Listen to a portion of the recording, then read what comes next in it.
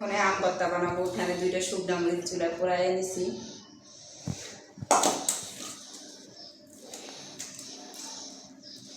কে কে আম ভর্তা খাইবেন চলে আসেন আমাদের বাসায়।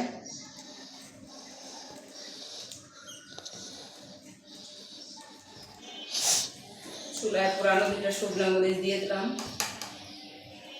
তার সাথে দিয়ে দেবো যে লবণ। আম ভর্তার মেন উপকরণ হয়েছে লবণ।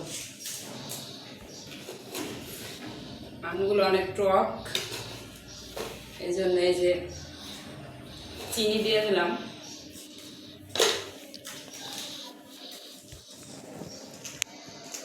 তারপরে সাথে দিলাম এই যে সর্ষের তেল।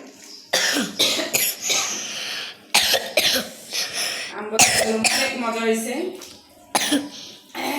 মরিচ বাংলা দেখে আরো সে কাশে করছে, খাই দেখি কেমন হয়েছে।